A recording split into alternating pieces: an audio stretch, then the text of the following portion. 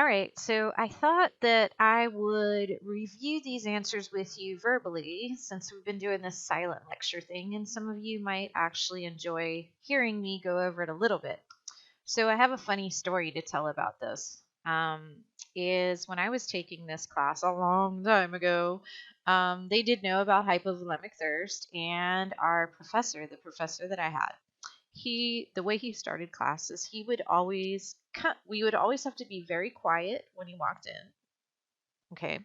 And then he would start class and he would always say something like very controversial. And then that was our cue to kind of argue with him or go, "What?" And that's how he always started class. So on this day, he walks in and he says, "Class, I want to tell you something. So, if you were to get your leg blown off, then you would be very upset about this, of course, and in a lot of pain. But something that you've never considered is you are going to crave. No, you're going to want to drink the ocean." And then we're like, "What? Oh no. Da, da, da, da, da, da, da." So I was always like a back row girl with my girls in the back. And then you had the front row people that hardly ever said anything, and the back row people would be. And so, anyway, this guy who never says anything, he's much older than the rest of us. He always sat in the front row right in front of the teacher, never said anything. So he turns around, stands up. He's much older than us.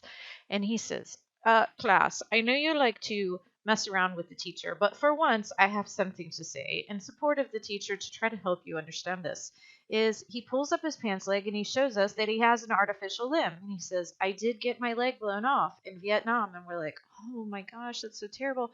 And he goes, "But you know what was really interesting is I did really crave a salty drink." He goes, "I'm not sure if they had V8 done, but it was similar to wanting something like drinking some serious V8 juice.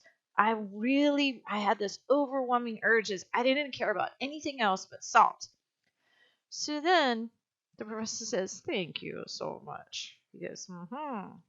So anyway, this is kind of what the hypovolemic thirst. So we're doing number 2 first. It says hypovolemic thirst creates a desire for salt water. You want salty foods. And I don't think this version of the textbooks talks about this, but I know past ones they had a reference to it. Or maybe I'm getting confused with my sexuality class textbook. All the textbooks run together every now and then. But anyway, they talk about that some women experience the desire for salty foods right before they're having their period or during their period. And that's because you are losing some blood there. And so maybe that's why you're getting those salty cravings. So, anyway, hypovolemic thirst results from loss of blood or loss of extracellular fluids. It basically means hypo means below. So you could remember hypovolemic thirst is low volume. See, hypo, below, low blood volume. So it comes from low blood volume. So you don't want to replace blood loss with more water because that would further dilute the blood. So you seem to need to replace just the water and the salt. So the hypovolemic thirst creates a desire for salt water. Hypovolemic thirst is detected by, okay, so this textbook doesn't really talk about baroreceptors in particular, but that's what we've always called them in the past. They just say heart receptors by the heart. And it's also detected by the kidneys. So if you think about it, the heart would say, "Oh, yes, I'm not pumping as much blood." And then the kidneys would also have the ability to say, "My job is to filter the blood and I'm not seeing as much blood. I think we got to give some messages up to the brain." But I would think the brain would definitely know too, because our brain always uses 20% of the blood. So the brain probably has its own mechanisms as well. Okay, but anyway, we're just going to talk about what we've got here. So anyway, hypovolemic thirst is detected by the heart receptors, baroreceptors on my slides, and the kidneys. And the kidneys don't have a direct line to the brain because they're an endocrine system gland. So what they do is they release a hormone. And they release this hormone called renin, and then renin turns into angiotensin 1, and then angiotensin 2, and then this will go up to the part of the brain that receives messages about hypovolemic thirst is, now this seems a little bit weird in your textbook, but it's the subfornical organ. But if you look in the text part, it's like kind of maybe hard to deduce. But check out that thing, the chart in there. So it's the subfornical organ.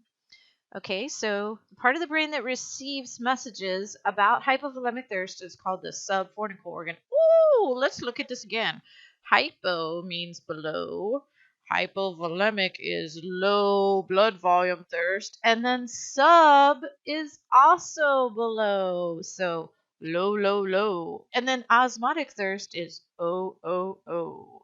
Osmotic thirst is from osmotic pressure, and it's detected by the OVLT and the subcortical organ, but OOO, low, low, low. Okay, once this part of the brain is activated, it sends messages just like osmotic thirst. See the details from the last section, but it also activates a type of salt hunger.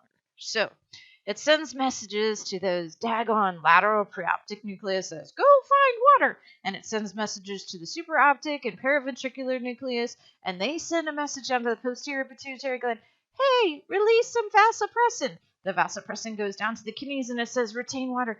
But then it also, the kidneys also get the message to retain salt. So salt levels are detected by the adrenal glands, which respond by releasing aldosterone, which causes the kidneys, salivary glands, and sweat glands to retain salt, and also goes to the brain and signals areas in the nucleus solitarius. Nice new word. And other areas of the brain to increase salt intake and have a preference for salty taste. Very cool. Hopefully you guys understand it. On to hunger.